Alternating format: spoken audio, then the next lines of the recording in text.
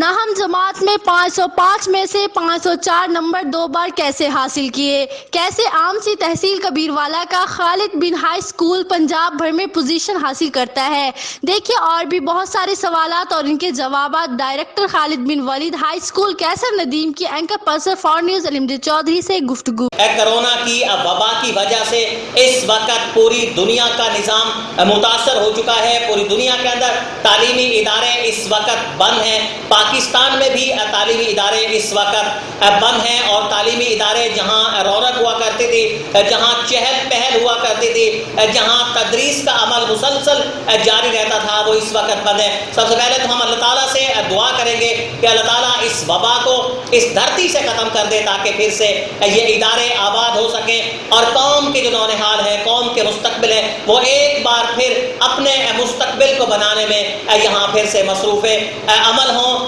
دوسری جو بات میں آپ سے کرنے چلا ہوں، یہ دعوے بھی کیے جاتے ہیں کہ تعلیم کی بڑھوتری ضروری ہے۔ تعلیم کے حوالے سے یہ بھی کہا جاتا ہے کہ میٹروپولیٹن سٹیز جو بڑے شہر ہیں وہی تعلیم کے لیے موضوع ہوتے ہیں، اور یہ عمومی طور پر کہا جاتا ہے کہ بچوں کو معیاری تعلیم، ان کے لیے اچھے مارکس کے حصول کے لیے آپ کو بڑے شہروں کا رخ کرنا پڑتا ہے۔ اور بہت سارے ایسے خاندان ہیں جو اعلیٰ تعلیم کے لیے، جو اچھی اور معیاری تعلیم کے لیے بڑے شہروں کا رخ کرتے ہیں۔ لیکن جس شہر کے اندر میں آج موجود ہوں، یہ خانیوال کی تحصیل کبیروالا کا شہر ہے، اور اس کا یہ خالد بن ولید ہائی اسکول ہے۔ میرے پس منظر کے اندر بھی دیکھا جا سکتا ہوگا کہ خالد بن ولید کی وسیع اور کشادہ عمارت، اس کے یہ ایڈمن آفیسز، یہ سب آپ کو دکھائی دے رہے ہوں گے۔ میرے ساتھ ان کے پرنسپل ہیں، ڈائریکٹر ہیں کیسر ندیم صاحب، وہ بھی موجود ہے۔ میں آپ کو اس کے ساتھ یہ بھی بتاؤں گا کہ یہ وہی خالد بن ولید ہائی اسکول ہے جس نے 2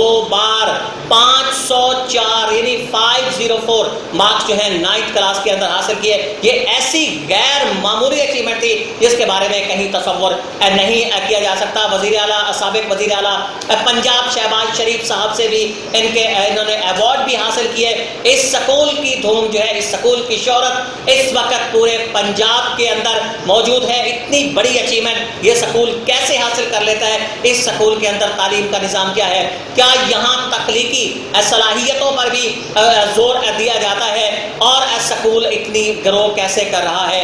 اس جیسے اور بہت سارے سوالات آج ہمارے ذہنوں کے اندر بھی موجود ہیں، اور ناظرین کے ذہنوں میں بھی موجود ہوں گے۔ آج ہم یہی جاننے کی کوشش کریں گے director Khalid bin Walid high school کیسر ندیم صاحب سے۔ السلام علیکم کیسر صاحب۔ وعلیکم السلام سر کیسے ہیں؟ سب سے پہلے تو بہت شکریہ کہ آپ نے ہمیں وقت دیا اس وبا کے دوران، کہ جب ادارے بند ہیں آپ ہماری وجہ سے ادارے کے اندر آئے، ہمیں وقت دیا۔ سب سے پہلے تو بہت شکریہ۔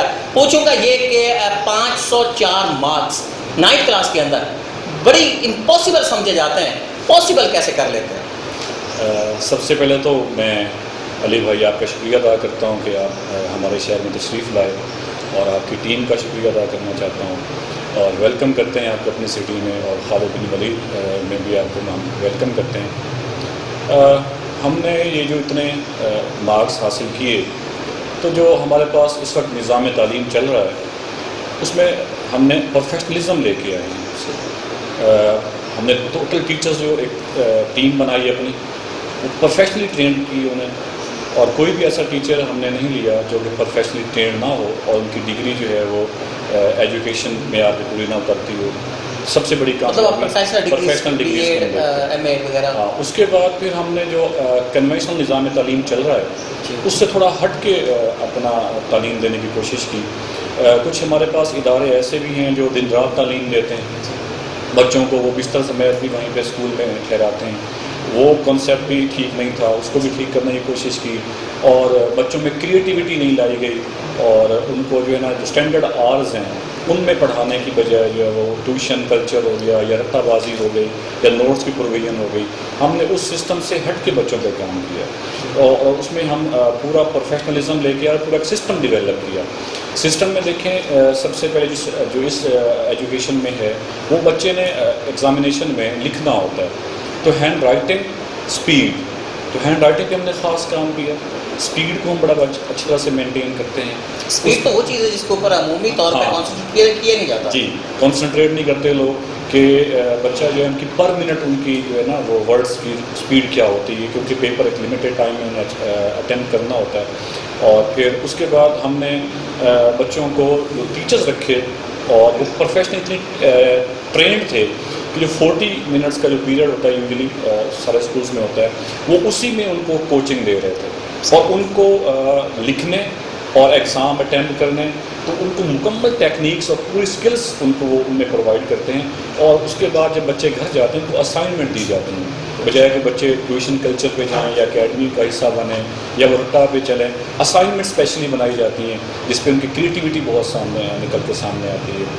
تو ہم زیادہ تر بچے کے مائنڈ پہ ورک کرتے ہیں, ان کو سیلف اسٹڈی پہ لے کے آتے ہیں. اچھا ایسا بھی تھا کہ جب آپ نے پہلی بار 504 نمبر جو ہیں وہ حاصل کیے 9th کلاس میں, تو یہ بڑی ایک غیر معمولی بات تھی, آپ کو وزیر اعلیٰ پنجاب کے سوالات کا بھی جواب دینا پڑا. جی بالکل, ان کا سوالات کا جواب دینا پڑا, اور میں نے صرف یہی کہا کہ اتنے جو مارکس ہم نے یہ اچیو کیے ہیں, یہ ان کا مقصد صرف شہرت نہیں تھا, بلکہ ہمارا مقصد یہ تھا کہ اس طرح سے کام کیا جائے کہ اپنے ایجوکیشن سسٹم کو تبدیل کیا جائے کہ جو مارکس حاصل کرنے کی جو دوڑ ہے, جو کمپٹیشن ہے, اس میں اسکول کام کر رہے ہیں, تو ہمارا مقصد یہ تھا کہ اس سسٹم کے اندر سے اتنے مارکس لے لیے جائیں, ان کو دکھایا جائے کہ یہ سسٹم جو ہے آپ کو ریکنسیڈر کرنے کی ضرورت ہے, اس میں تو ہم اتنے مارکس لے سکتے ہیں.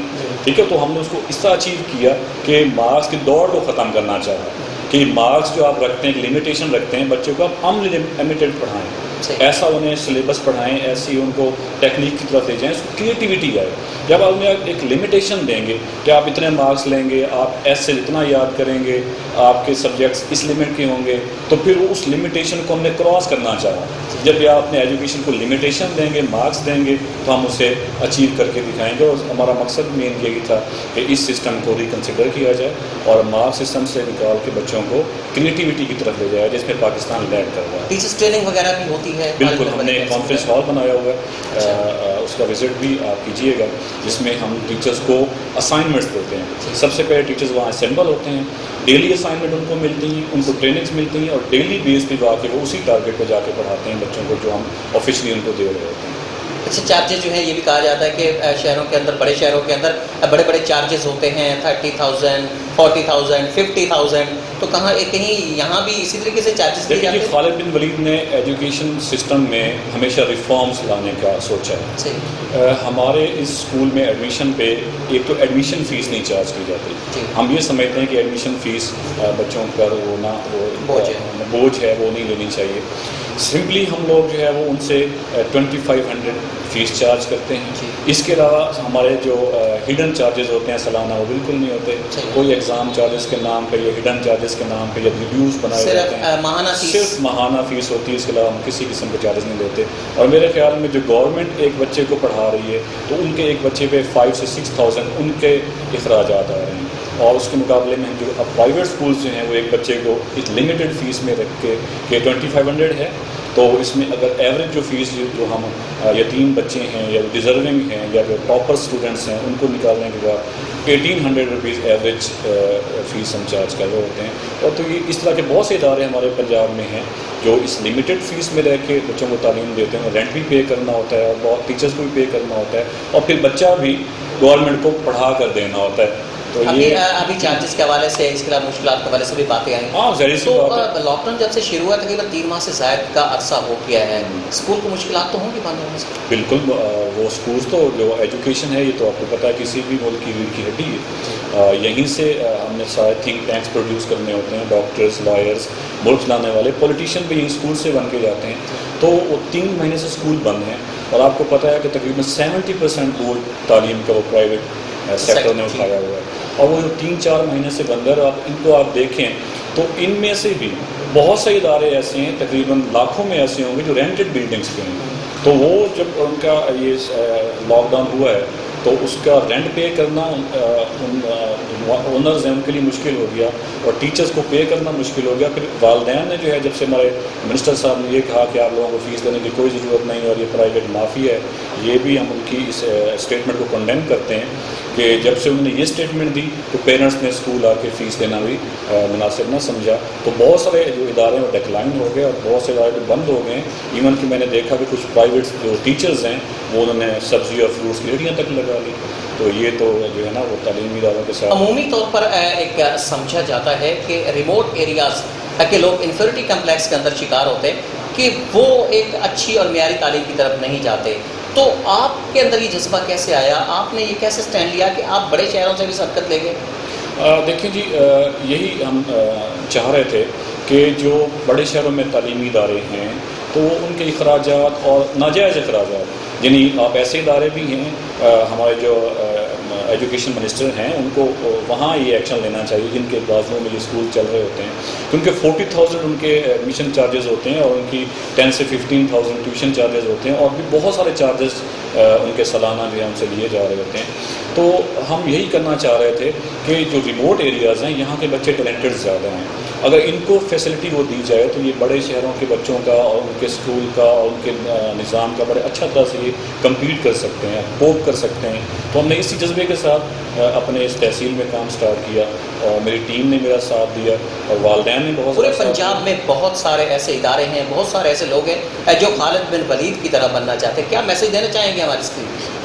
اس طرح سے ہے کہ آپ کو جو ہے نا پروفیشنل ٹیکنیک پہ چلنا ہوگا، جس طرح سے اسٹینڈرڈ آف ایجوکیشن ہے اس پہ آپ کو چلنا ہوگا. یہ جو دن رات کی اسٹڈی ہے اور جو اسپورٹس چھوڑی جا رہی ہے، سب سے جو ڈرا بیک ہے ہمارا، جو دن رات کلاسز لگائی جا رہی ہیں اسکولس میں، وہ بچوں میں اسپورٹس نہیں آ رہی. ان کو فزیکل فٹنس کا پرابلم ہے. آج وہ بچہ پڑھ رہا ہے تو کل ان کو لینس لگتے ہیں، ان کی ریڑھ کی ہڈی کے ایشوز آ رہے ہیں، ان کو گروتھ کا ایشوز ان کے اندر ہیں.